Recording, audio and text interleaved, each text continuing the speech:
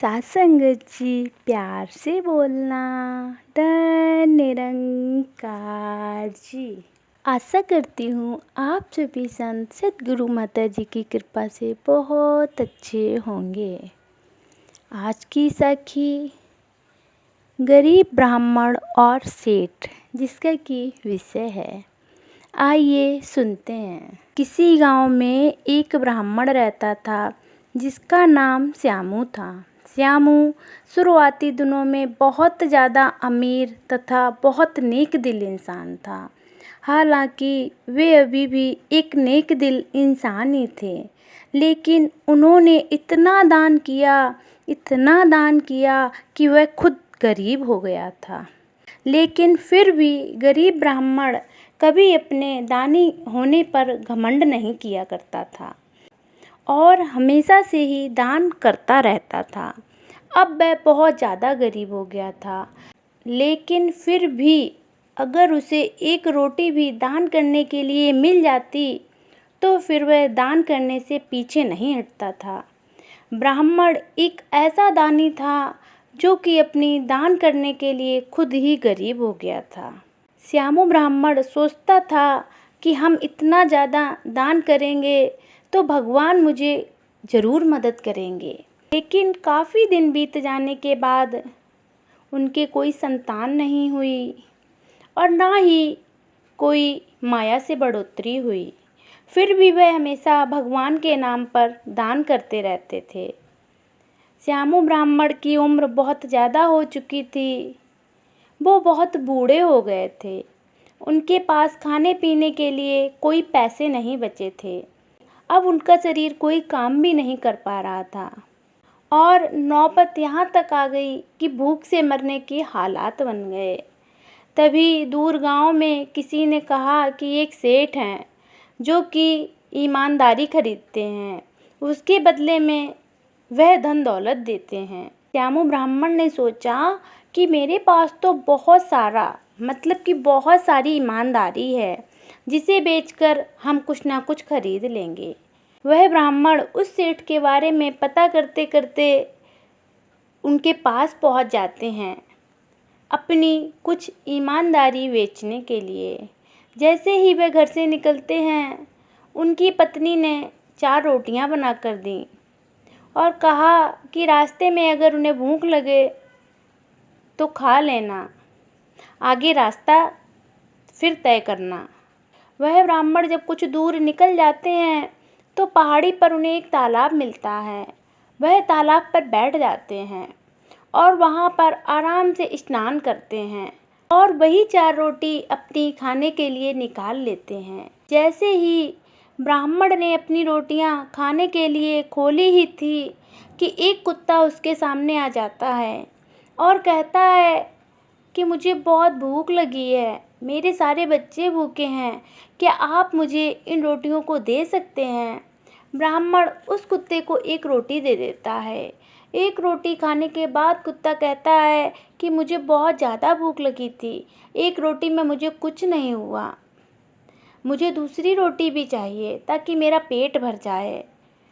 ब्राह्मण दूसरी भी रोटी दे देता है और उसी तरह से उन्होंने और भी रोटियां उसको खिला दी।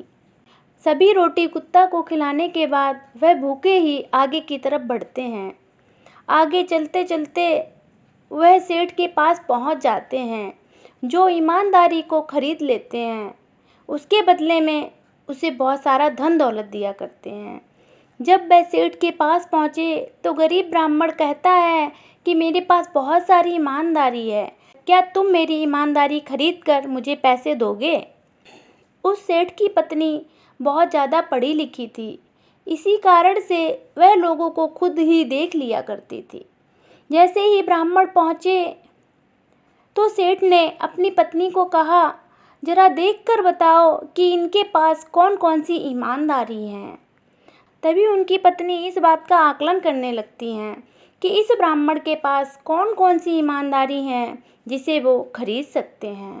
तभी उसकी पत्नी ने कहा कि यह जो एक कुत्ते को 4 रोटी खिलाई है, यह ईमानदारी इनकी सभी ईमानदारियों से बड़ी है।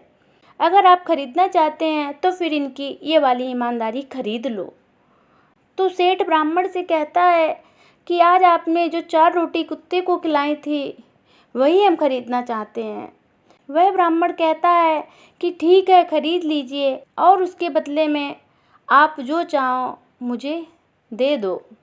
फिर सेठ ने उसकी ईमानदारी के बदले में बहुत सारी धन दौलत हीरे मोती निकाल कर दे दिए। तभी वह ब्राह्मण कहता है, रहने दीजिए, मुझे किसी प्रकार की धन दौलत नहीं चाहिए, मैं तो आपके पास ईमानदारी बेचने आया हूँ। उसके बाद वह सेठ कहता है कि ठीक है, आप मना कर रहे हो, आपकी मर्जी, आप बेचें या न बेचें फैसला आप कर सकते हैं। फिर वह जिस रास्ते से गया था उस रास्ते से वापस आने लगता है। रास्ते में वही तालाब दिखता है जहाँ पर उन्होंने रोटियां खाने के लिए निकाली थी। ब्राह्मण जब उस तालाब पर पहुँचता है उसे वहाँ पर बहुत सारे पत्थर के टुकड़े और लकड़ियाँ किनारे पर पड़ी हुई मिलती हैं। उसने अपने एक पोटली में उनको बांध लिया और घर लेकर जाने लगा। घर जाकर उन्होंने अपनी पत्नी से कहा कि यह लो हीरे मोती, इसको सही से रखो। लेकिन उनकी पत्नी को हीरा मोती देखना बहुत ज़रूरी हो गया था क्योंकि उन्हें यकीन नहीं हो रहा था। जैसे ही ब्राह्मण किसी काम से बाहर घूमने के लिए गए वैसे ही उनकी पत्नी ने वो पोटली खोली, देखने का प्रयास किया और देखती है तो आश्चर्यचकित रह जाती है क्योंकि उसने बहुत सारे हीरे मोती इत्यादि महंगे महंगे सामान थे। ब्राह्मण ने तालाब के किनारे से बहुत सारी पत्थर वहाँ पर पड़े हुए टुकड़े को उठा लिया था और अपनी पोटली में बांध लिया था। लेकिन घर आने के बाद वह पत्थर हीरा मोती तथा कीमती सामान में बदल गया। जैसे ही ब्राह्मण घर पर आता है उसकी पत्नी कहती है कि इस पोटली में तो बहुत सारे हीरे मोती हैं, आपको इतना सारा हीरा मोती कहाँ से मिल गया। यह बात सुनकर ब्राह्मण को अपनी पत्नी की बात पर यकीन नहीं होता है और वह कहता है कि जाओ वह पोटली लेकर आओ। पत्नी जाती है और लेकर आती है। जब वह ब्राह्मण उसको खोलकर देखता है तो उसमें बहुत सारे हीरे मोती रखे हुए थे। अब वही हीरे मोती का इस्तेमाल करके वह फिर से बहुत ज़्यादा अमीर हो जाता है और अपने परिवार का पालन पोषण करने लगता है।